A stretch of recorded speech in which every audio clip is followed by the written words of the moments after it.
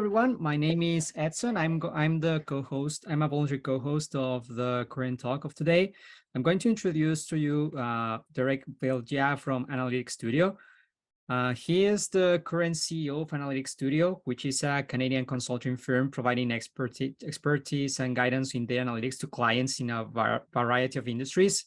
He holds an economics degree from Carleton University and an MBA in finance and marketing from UBC.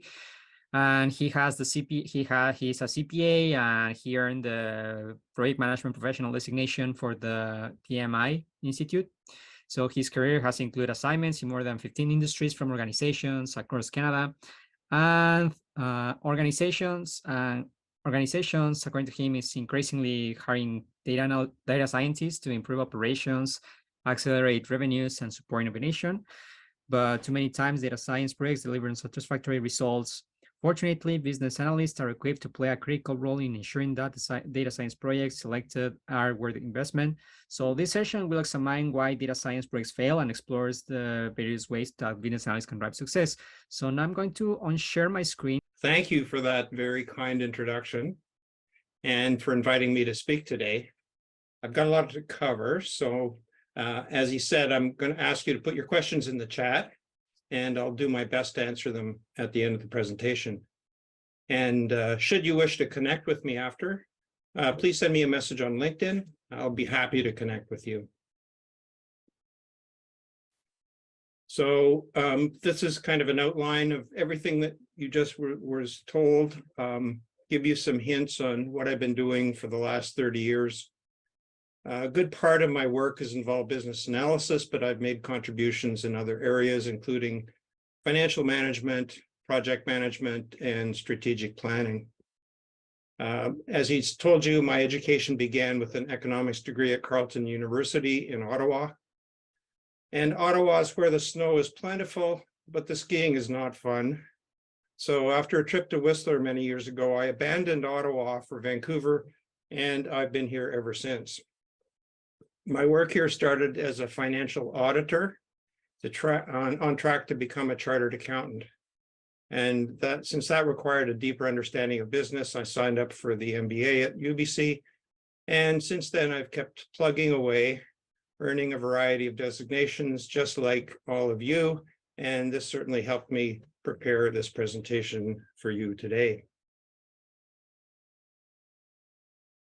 So currently I work for a small consulting firm known as Analytics Studio. The company focuses on data analytics. I created it in 2016 when I realized that data analysis was really my only real passion.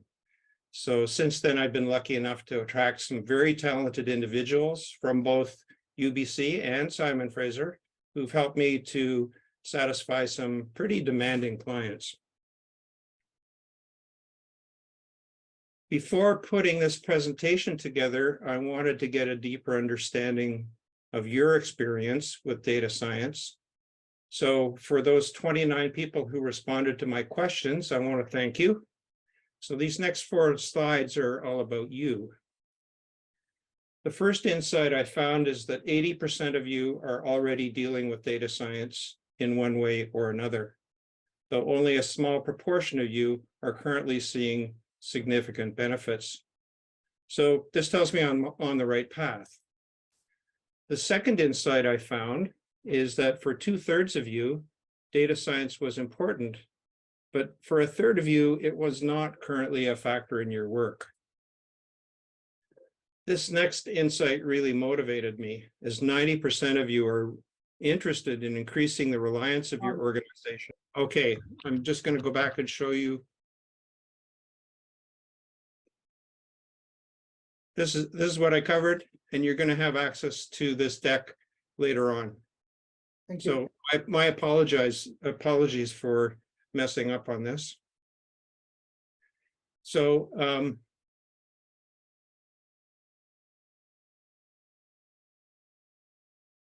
the next insight really motivated me, and you'll see why here. It's because you all want to get going with data science in your organization. And finally, I saw that more than half of you have already been building your skills and knowledge in this area. So with all of that in mind, here are 6 questions we're going to explore in the coming hour. Have a quick read.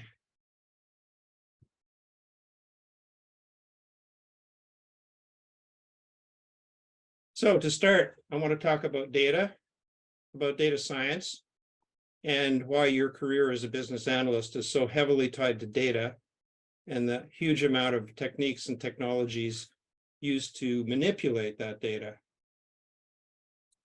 So for starters, let's enumerate some of the ways that data science can help your organization. Here we see that data science is going to reveal new and valuable insights about your business. It's going to lead you to good solutions and products. It'll solve mysteries like why things are suddenly failing. It'll make your customers happier. It'll let you incorporate new data from other sources. It will provide validation for your work. It'll create long-term value for your organization. And finally, it's going to provide data-driven decision-making. When we think about our own organizations, we can think about how, as employees, we work to connect suppliers or providers of inputs to our customers or clients, those consumers of our outputs. From a functional perspective, many of our organizations are structured into 3 large categories, with departments inside each of these categories. Here's a typical structure. Now, not all organizations are going to have these elements, but this is a helpful way to understand how we organize to serve our customers and clients. What you'll find in many organizations is that each of these departments and subunits collect data in their own fashion, according to their own rules, and there may not be a lot of consistency across the organization, even in naming items that are critical to the business. What business analytics and data science attempt to do is span all of these separate domains. In the case of data scientists, they're also likely to be looking outside the organization to suppliers, customers, government, and others for data that's going to help them drive insight for the organization. Another way to think about this is to examine the flow of cash through the organization. Every organization receives funds. It's often for a variety of reasons. So it's important to understand where the money is flowing from and why. Evaluating this can be categorized as, first of all, customer engagement analytics. So whether it's cash coming from a retail customer, a wholesale customer, or even a government agency, there's data to be analyzed, and we can generally call this customer engagement analytics. Similarly, we consider the risks associated with cash, whether it's credit granting or managing receipts. There's data to be had to support your risk management analytics. And thirdly, we can think about the necessity of optimizing inputs and outputs of various kinds that influence the movement of cash from going out to coming back in. And this is generally referred to as optimization analytics. Now, I'd like to turn your attention to a little framework that's helpful for understanding the difference between business analytics and data science. Here we organize everything we know into 4 categories. In the upper left-hand corner, we can put all the things that our organization understands and that is known to our customers or clients. Going down to the lower left-hand corner, we have all those things that are proprietary to the organization. Those things we know, but our customers probably don't know, or we don't want them to know. In the upper right-hand corner, we have those things that our customers know, but we haven't yet figured out. And down in the lower right-hand corner, we have those things that neither our customers know or that we don't know. So you might call that the unknown unknowns. So while that box might appear to be empty, in fact, with a little digging and scraping, we might actually be able to extract insights of real value. So let's take a look inside each box. In the public box, this is the domain for business intelligence. Our work in business intelligence also would involve the proprietary or confidential information that's private to the organization. So these are two boxes you're likely very familiar with. However, in the third box, which is labeled blind, this is where we would put customer analytics, uncovering new information that we can see before may involve business intelligence, but more likely will be the result of data science techniques. And when we get down to the last box of unknown items, this is where we apply big data analytics.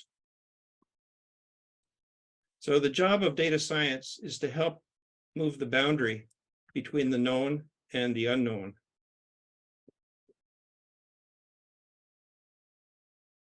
Now, since the beginning of time, humans have had to make decisions. In the past, if we study carefully, gut instinct may well have been the most popular method. If you were deeply involved in your business, understood the ebb and flow of demand and supply, then you had a pretty good grasp on what to do when decisions were needed. You could reference the results in your financial statements and make mental connections back to the actions that got you that profit or loss. You could make a good guess and then make some plans based on your best gut instinct. But if you didn't feel like trusting your gut, then you might bring in your senior management or your best outside advisors. And after some discussion, perhaps put the matter to a vote. Or possibly what would happen is that everyone in the room had a different idea. So that decision would be made by the highest paid person in the organization. We know today that these approaches to decision-making, while they're certainly fast and convenient, they don't always give you the best results. Now, to slightly change the topic here, baseball's always been a professional sport that celebrated statistics. So in 1997, the Oakland A's baseball team was struggling with a very tiny budget. And they hired a man called Billy Beane as the team's head coach. Billy Beane had to solve the problem of how to win more games with much less money than competing teams like the New York Yankees. Billy Beane's eventual success was turned into a movie called Moneyball, starring Brad Pitt. So I want to show you a movie preview that literally spills the beans. There are rich teams and there are poor teams. Then there's 50 feet of crap. And then there's us. That's $1, man. What? Welcome to Oakland. I need more money. We're not New York. Find players with the money that we do have. I like Perez. Got an ugly girlfriend. Ugly girlfriend means no confidence. You guys are talking the same old nonsense. Like we're looking for Fabio. We got to think differently. Who's Fabio? Your goal shouldn't be to buy players. Your goal should be to buy wins. And in order to buy wins, you need to buy runs. Who are you? I'm Peter Graham. First job in baseball? It's my first job anywhere. We're gonna shake things up. Let's walk me through the board. I believe there's a championship team that we could afford because everyone else undervalues them, like an island of misfit toys. We want you at first base. I've only ever played catcher. It's not that hard, Scott. Film watch. It's incredibly hard. He can't throw. But what can he do? You want me to speak? What do you get? He gets on base. We are card counters at the blackjack table.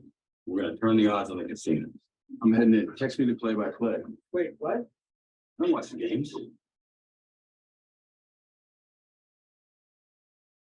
Billy Beane has tried to reinvent a system that's been working for years. It was a nice theory, just not working out. How long is Billy Beane gonna last? He's proven himself right out of the job.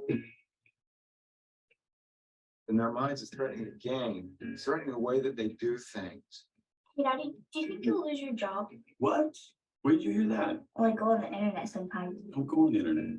Watch TV or talk to people. You're discounting what scouts have done for 150 years. Oh my God. What is happening in Oakland? It defies everything we know about baseball.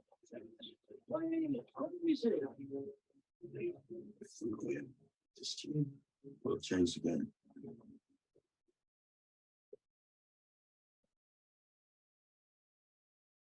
It's better word. I'm just kidding.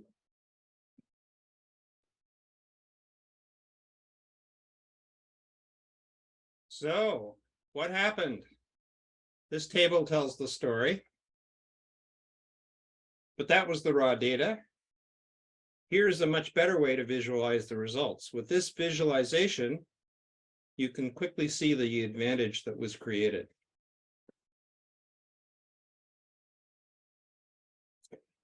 Now, not so long ago, nearly all data held by organizations was captured by hand. In fact, my grandfathers on both sides were very skilled at handwriting. And you know, that was crucial for their careers.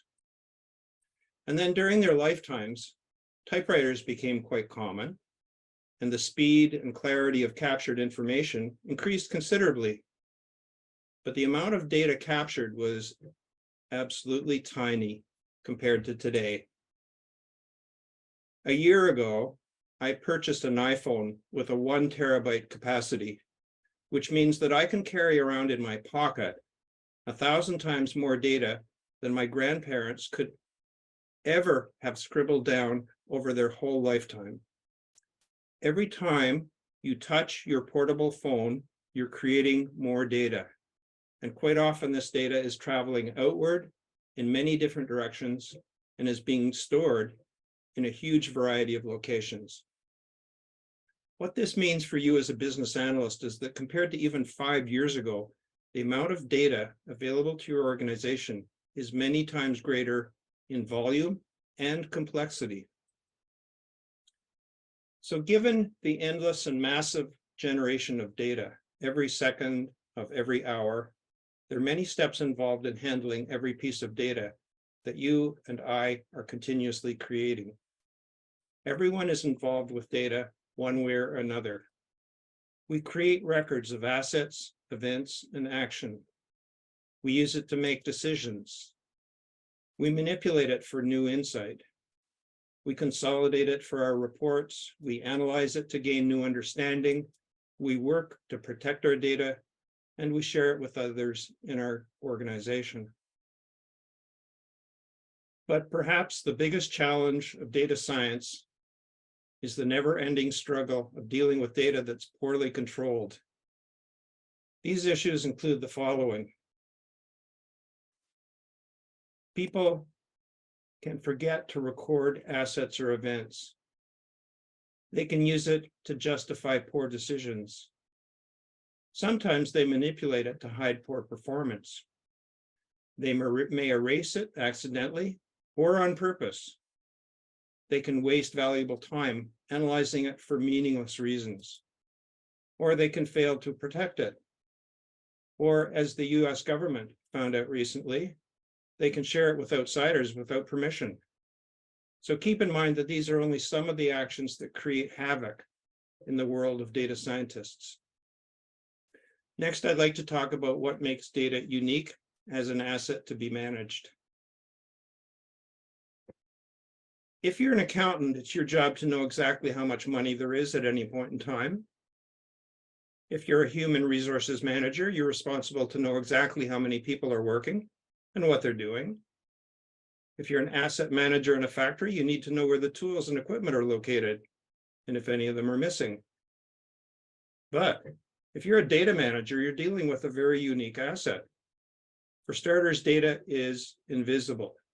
If you talk to those accounting people, they'll tell you that they put no financial value on data.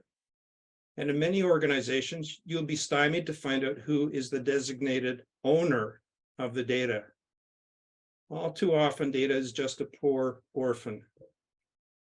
So what makes data so unique and different as an asset? Unlike physical resources, such as oil or gas, data can be collected and reused without being depleted. Data can be constantly generated, captured, and processed without losing its value. Data can be shared among multiple users without being consumed or diminished. The same data can be used by multiple individuals or organizations for different purposes, all at the same time. Data doesn't have to have a physical form and can be stored and transmitted electronically. This makes it easy to access, share, and analyze across many different locations and devices. Data has no physical presence, which makes it difficult to quantify and value. Assigning a financial value to data can be challenging and often depends on the context and the intended use of the data. The value of data can vary depending on the user's perspective, context, and the intended use. What may be valuable to one user may be totally irrelevant to another. Despite its intangible nature, data has tremendous value to businesses and organizations. It can be used to make informed decisions, improve operations, and to gain a competitive advantage. Data is everywhere and is constantly being generated by various sources, such as sensors, social media, and even online transactions. This makes it an abundant and accessible resource for businesses and organizations. And even more, your data, when graphed, can assume an endless number of patterns. But now, before we get into some of the details of data science, let's start with a quick review of your responsibilities as a business analyst. You need to understand the problems facing your organization and the goals that have been set out for success. The key problems in your organization are typically identified by certain measurements.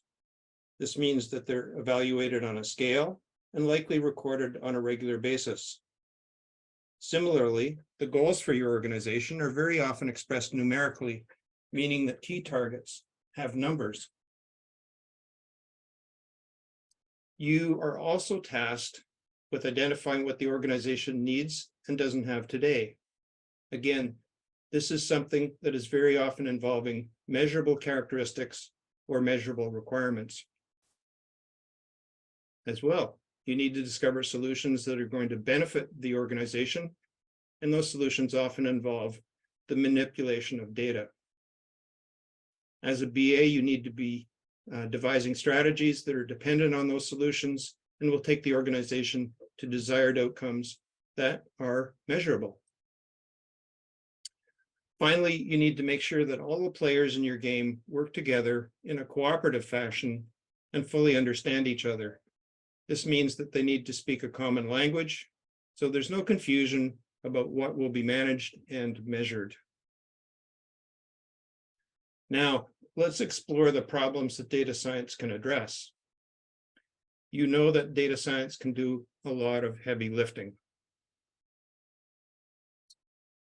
First, here's the general context. Whether you're in a commercial profit-driven organization or serving the public in the nonprofit sector, your organization faces the same three general challenges. The amount of money and the number of staff in the organization are never infinite. How you manage those limited resources can determine success or failure in reaching strategic goals. Secondly, staff at all levels contribute to the success of the organization, or they don't. When staff fail to deliver, when processes break down, when results are mediocre, the organization is at risk of collapse.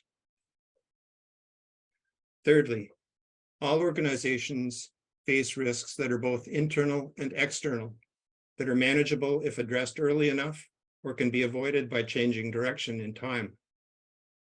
These risks never end and need to be identified and managed if the organization is to survive and thrive.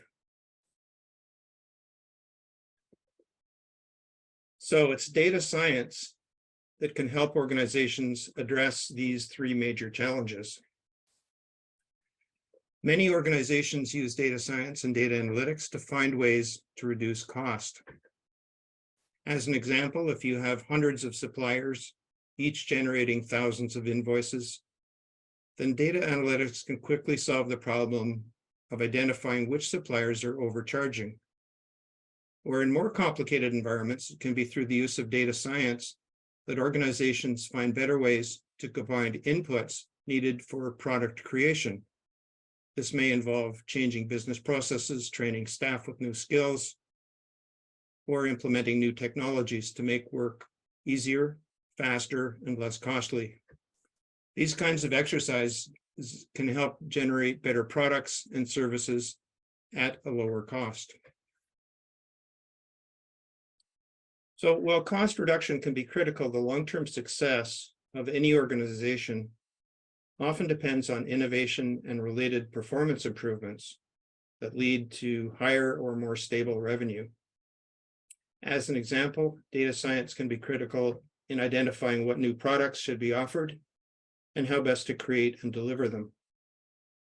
Similarly, organizational performance often depends on having a very clear and precise understanding of customer needs and preferences. Data science is excellent at accelerating the delivery of these insights. Finally, value can also be enhanced by reducing risk. Buried in those mountains of data that every organization collects are indicators of things that shouldn't be happening, or things that, if not properly controlled, could result in a disaster. Data science can be a tremendous help in pinpointing the most serious risks early, before they start to destroy the organization. So there are many ways that data science can deliver value.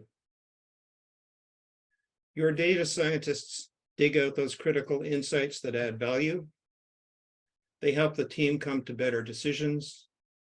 They generate predictions that can be validated. They provide the path for automating processes. They help to drive innovation. And what this adds up to is they enhance our experience. To deliver on these objectives, there are a wide variety of techniques that can be applied. Here are just a few. Now, while it's not my job today to teach you how these work, I would suggest that if you are working with data scientists, then you'd be wise to develop a general understanding of these and those other techniques at play. Now, which industries benefit from data science? Well, the answer is that really there are no industries that do not benefit from data science. To make this relevant for you, I worked on identifying those major industries where you, as business analysts, are working to deliver value. I'm going to run through my understanding of some of the many ways the data science might just benefit your organization.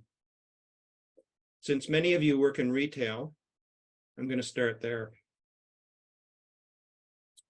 If you work in the retail world, you already know that managers have endless questions that data science can help them answer. Here are just a few of those questions. Where should we locate our stores or branches? Which suppliers should we use? How can we optimize our inventories? What do our customers want and when? What are they willing to pay? What skills do our staff need? Who should we hire and how can we best equip them? So let's take a quick look at an example. I imagine that everyone here knows about our provincial government's biggest retail business, the BC liquor stores. Now, I'm pretty sure this picture was not taken in BC, but it illustrates the idea that retail preferences are very different depending on location. Well, you might be able to sell an $80 bottle of wine up here. There's almost no chance you're going to find a buyer here. So to make the point clear, have a look at this. This is what's offered for less than $10 in more than 145 stores across BC.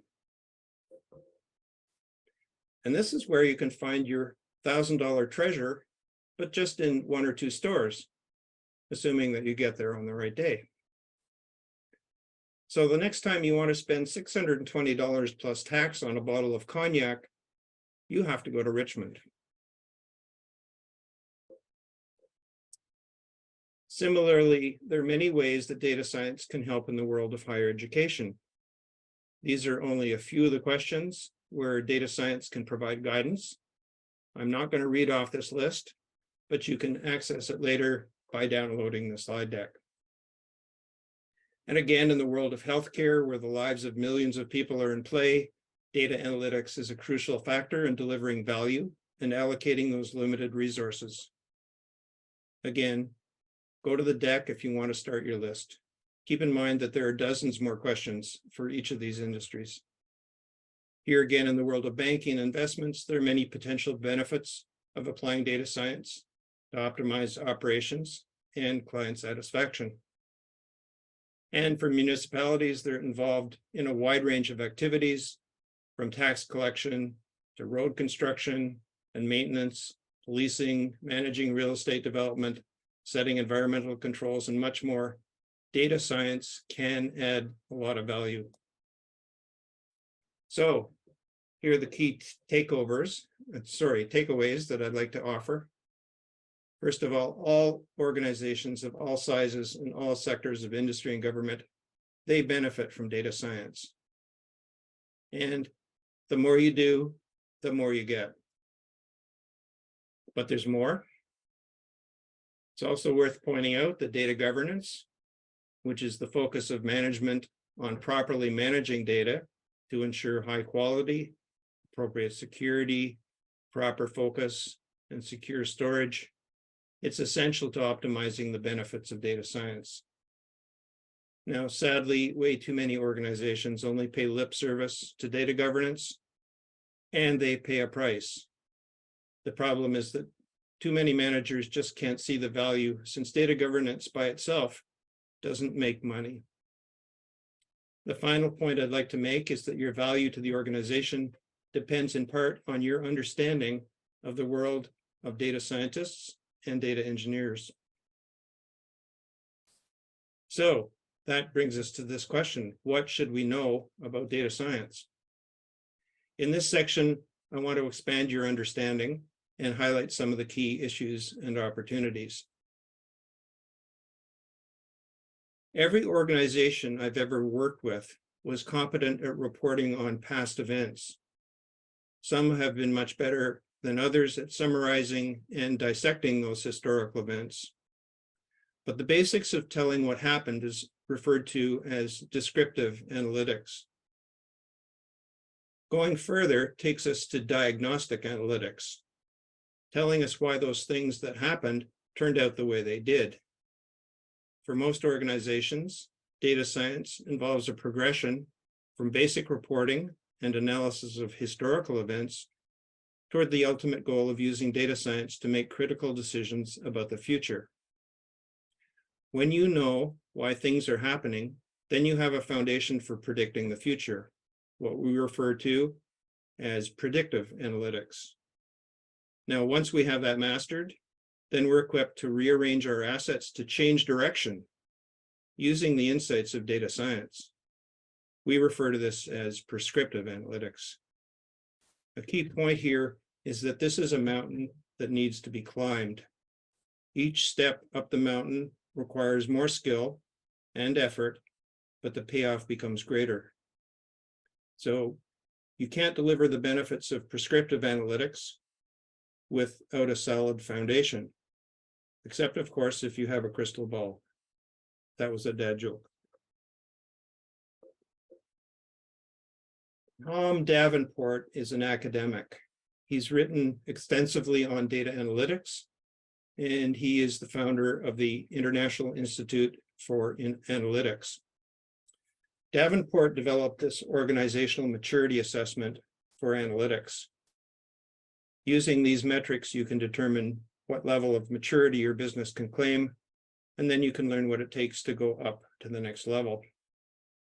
At the lowest level, level 1, your organization is mostly ignoring the data it has and making decisions based on what we just said before, hunches and gut instincts.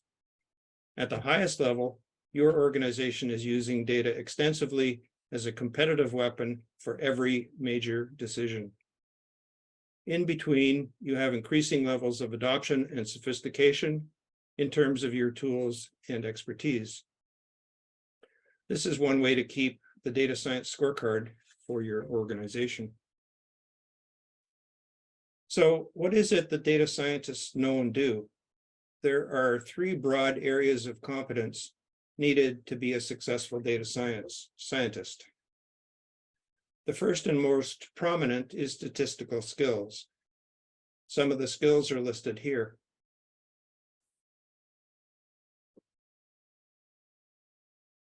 Secondly, they need to know how to harness programming languages and analytical tools to build and test the statistical models and their other creations.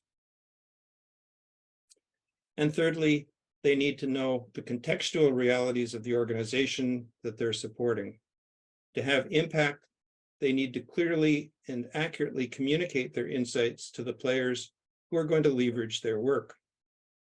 It's in this third area of competence where you, as a business analyst, add value. So this intersection point here is where data science lives. So this leads to one of my main points.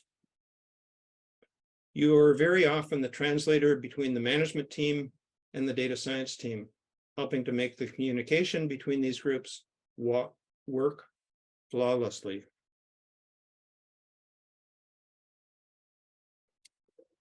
So in your role as a business analyst, you most likely share a lot of characteristics with data scientists. You look for recurring patterns of behavior. You use a variety of tools and models. You focus on business process. Your role isn't traditional. You spend a lot of time on computers handling data.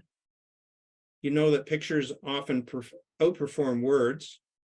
You spend time with the leadership of your organization, and you both care about getting accurate content and a clear understanding of the issues. But then what makes you different? In contrast, you do lean in a different direction from most data scientists. Not a bad thing. First of all, you're strong on domain knowledge, and that's what the data scientists need. You focus on discovering needs. Their focus is data analysis. You focus on explanation and design. Their big focus is scientific method. You're searching for solutions. They're searching for explanations or proof. You have limited reliance on statistics, and that's their core competency. You have a standardized presentation format, typically. They're really good at creative visualization. You have a longer history in your organization. You're widely accepted for the value you can add. And frankly, data scientists in many organizations are not well understood because they haven't been around that long, and they're not often that good at explaining why they're there. So what each side can give. With these differences in mind, let's review what each side of the equation can provide. Business analysts can share their deep understanding of what drives the organization and how management views their world. They can help setting the context for new initiatives. They can assist in setting priorities when demand exceeds the available resources, which is a very common issue. And as well, they can validate exploration projects for relevance and feasibility. In return, data scientists can deliver ideas never before considered. They reinforce their work with scientific insights and their rigorous methods. And given their training and mental dexterity, they can reveal opportunities that may never have been thought through about in the past. So each side has valuable contributions to make. And when brought together, these points of view can add considerable value to your organization. So in making this collaboration work successfully, it's critical that you build a cohesive team, starting with your data scientist, You're also probably going to need a talented programmer who can do the necessary engineering work to operationalize the creations of your data scientist. And of course, your work as the business analyst is equally important. And you will likely want to have a specialist in data visualization and communication. This person will help to deliver those key messages that come from all that work. One of the tools that will help your team to deliver on their promise is the data dictionary. A data dictionary is used to standardize the definition of each data element in your data universe. It enables the various players in your organization to share a common understanding of every data element used by the organization. The data dictionary is used to document standard definitions of data elements, their meanings, and allowable values. The data dictionary contains definitions of each data element, indicates how those elements combine into composite data elements, and they're used to standardize usage and meaning of data elements between solutions and between different stakeholders. Data dictionaries are sometimes referred to as metadata repositories, and they're used to manage the data within the context of a solution.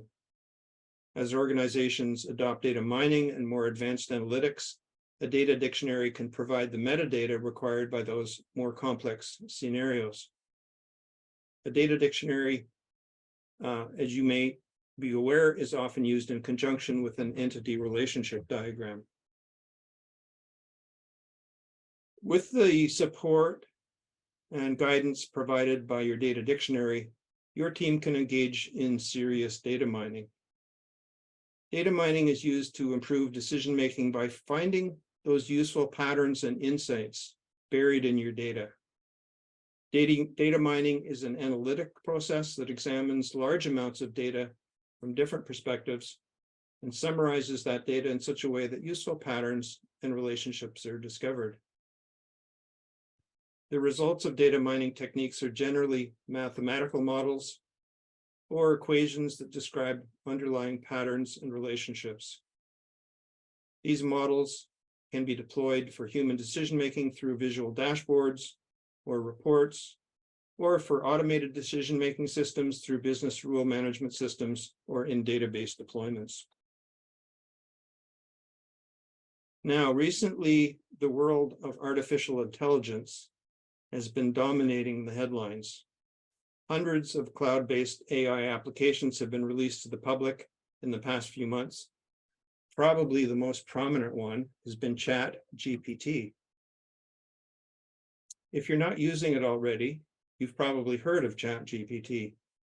And before we get into it, I want to ask you to participate in a little survey, just to get an idea of where we're at with ChatGPT as a group. Your responses, by the way, are confidential and will not be shared. We ready for that?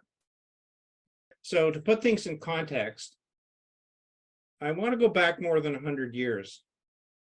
My grandfather was a teenager when the first modern aircraft was flown. At the time, it was a notable innovation.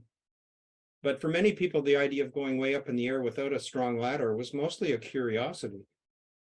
I'm pretty sure that nobody living in Vancouver at that time imagined that thanks to airplanes, they would one day be able to spend the weekend in New York and then be back at work on Monday. But over time, our perceptions and our abilities have been totally transformed. So in my view, the introduction of large language models to the general public represents a similar inflection point in human experience. While we are at the beginning of the major transition that AI will bring to everyone over the next few years, it's notable that in just 5 days, more than 1 million people began playing with ChatGPT. And within 2 months, 100 million. Compare this, if you will, to the 24 months it took the first 1 million people to begin playing with Twitter, today's social media giant. Now, ChatGPT has created both praise and terror in some quarters. Likely you've already been exposed to some of the noisy debate about the impact of AI on jobs, on people, and the world in general. Some folks are focused on the positive aspects, and some others are very worried about the harm that AI can do to our whole civilization. So we have both hopes and fears associated with the introduction of ChatGPT and all the similar other AI applications, of which I know only about 100 to 200. On the positive side, it's easy to see how it can make people more productive, leading to faster results, new and improved products and services, greater versatility at all levels, and overall a better world. But on the negative side, there's a fear that up to 50% of all white-collar jobs might just disappear. There's also considerable concern over the potential loss of privacy, confidential information, and control over things that we own, including intellectual capital. Could also fuel public outrage on social media. Fears have also been expressed about the new leverage that could easily give AI to criminals and foreign adversaries. There's also a fear that control over AI will become concentrated in a few hands. If this is to happen, it would further exacerbate the existing division between rich and poor people all around the world. And at the very extreme edge, there's a fear that the intelligence of machines will rise above human intelligence levels and could potentially lead to global destruction when those AI machines lose patience with the crude thinking of human brains or just develop thoughts that are wholly destructive. Please don't panic. But this leads us to the next item on our agenda. What are the business risks that come with data science? In the past, I've worked with clients where much of the data was entered by hand, often by clients or customers who were not much good at data entry or just hated the work and made a mess. Here's an example of what can happen. Now, do we have one city or 16 different cities? This is clearly a data quality problem, one that's obvious. There are way too many of these problems with data, and too often they're not obvious. And as a result, they are seldom resolved quickly, if they're even identified in time. Since data is the foundation of data science, more advanced applications can take huge resources to deliver results, but also be spurious in what they tell us. So data quality is a serious problem that's too often overlooked, and it can have a serious impact on the productivity of our data scientists. To illustrate this point, I'll give you a high-level view of the process that most data scientists often follow.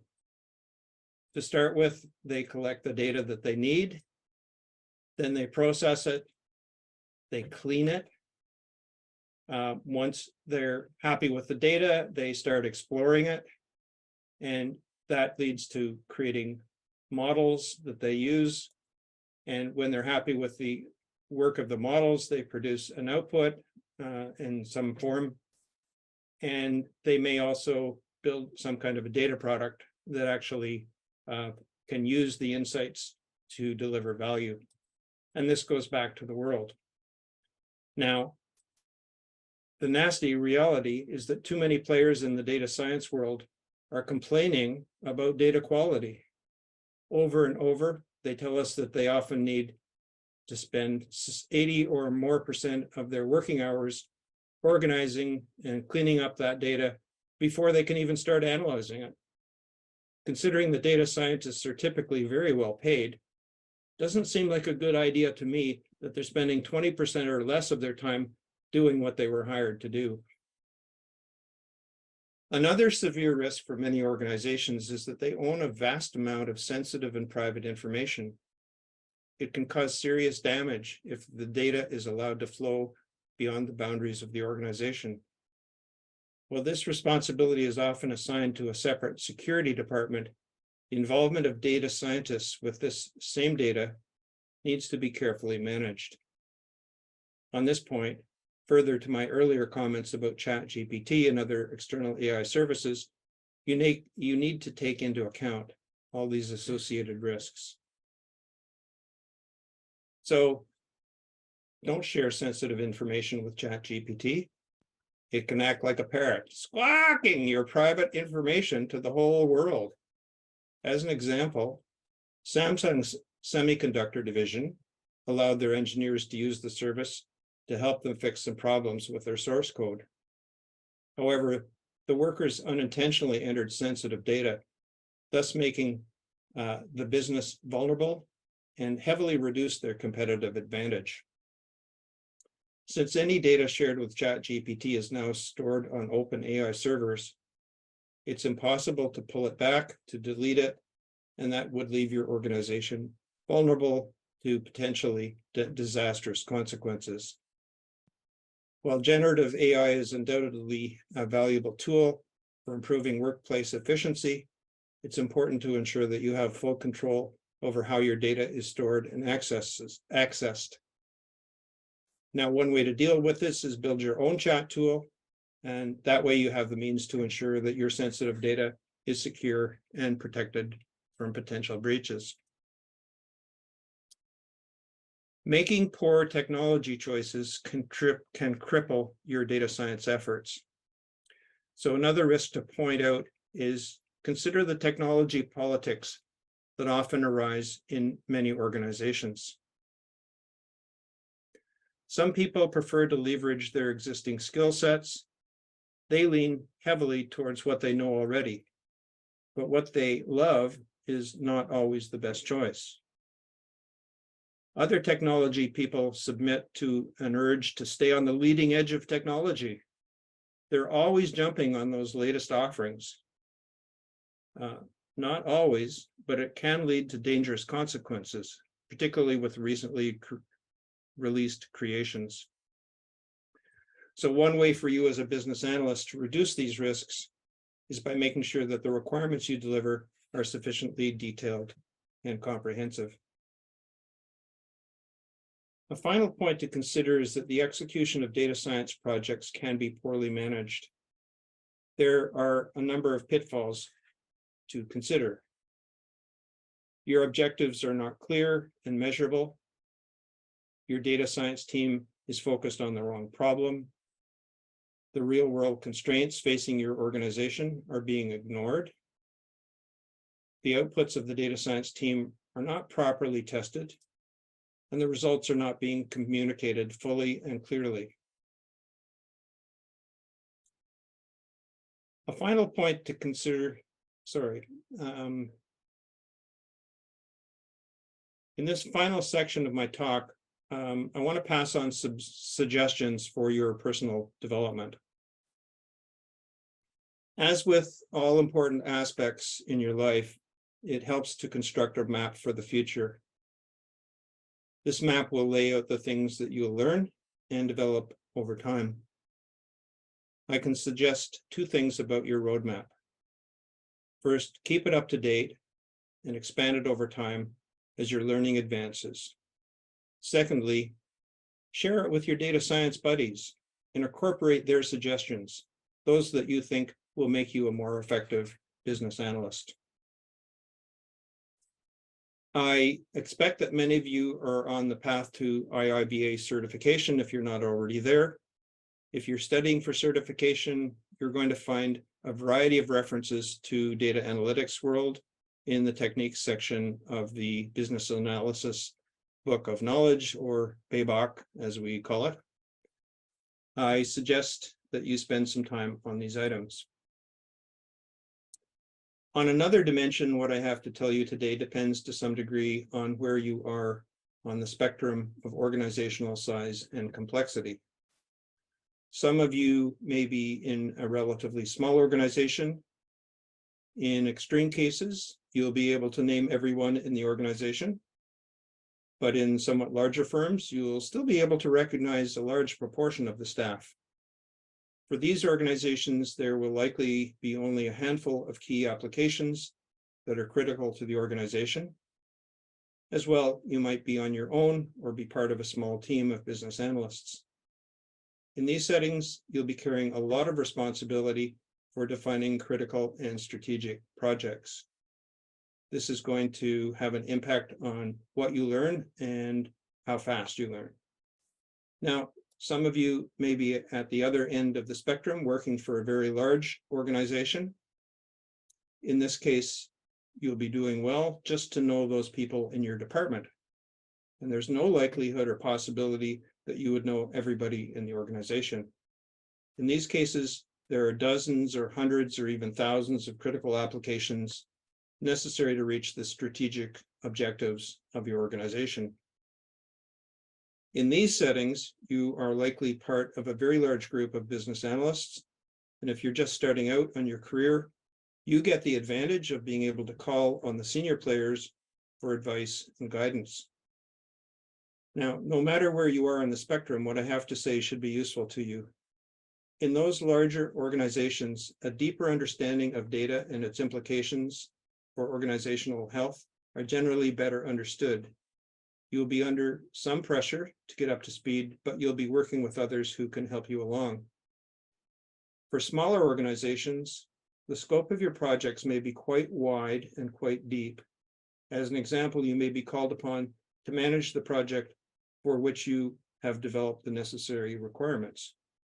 Or in other cases, you may even be called upon to do some data engineering in order to validate your requirements. Now, there are many relevant books on today's topic, and all are widely available.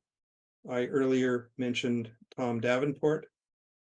This book by Davenport and Harris was first published in 2007. It brought the ideas already in use by major companies into the mainstream business press and popularized the notions that are appropriate in the use of analytics, combined with solid business strategy and the ability to implement discoveries that give companies a competitive edge. And this is now conventional wisdom in most large organizations. Reading this book or other more recent studies will help you to solidify your understanding of the data science world. Now, this is the fine lady I think of when I query ChatGPT. I invite you to ask her any and all questions about your work. If you frame your questions well, you'll be amazed at how much useful and highly organized material she can provide.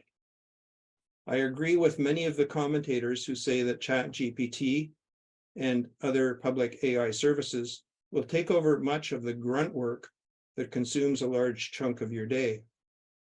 So to get ahead of the pack, or maybe just to keep your job, I'd suggest that you start today.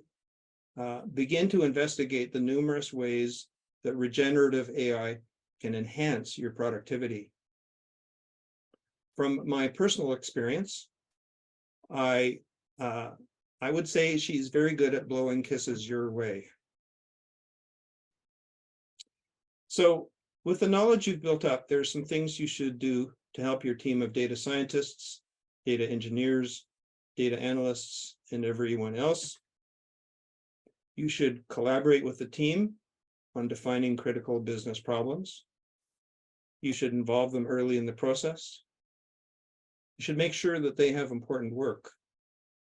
You should ensure that they have full access to all the necessary data. You should ensure that they're up to speed on how things really work in your organization. And finally, you need to stay involved and keep providing all necessary feedback. Now, whether you recognize it or not, the data in your organization has a large impact on your role as a business analyst. If you're not paying full attention to the role of data, you can easily get into trouble. Not having responsible owners for the data is often a recipe for disaster. Data quality is a key to the success of both your organization and your personal future. Creating or aligning with an effective data strategy will help you to success in your projects. With this in mind, there's some things necessary to make it all work smoothly. First, make sure that your communications are regular, complete, and clear. Secondly, you can assume a leadership role by modeling the behavior that you want others to use. Thirdly, you can be sure to get everyone with a stake in the game to be at the table. And fourth, once they're gathered, make sure that the necessary training for execution and implementation is defined and fully in place. Then as things develop, make sure you're monitoring the progress and making all the necessary adjustments along the way. And finally, once you're done, make sure you recognize the people that made it all happen. This, of course, is good advice for any project, whether data science is critical or not. So finally, to wrap up my presentation, here are 5 key things to remember.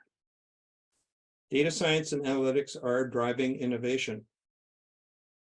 Organizations accumulate exponentially increasing volumes of data, and it needs to be managed. Organizations that can harness their data are going to win.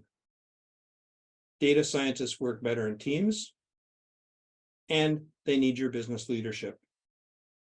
So I'm done. At this point, I'd be happy to look at your questions and do what I can to answer them.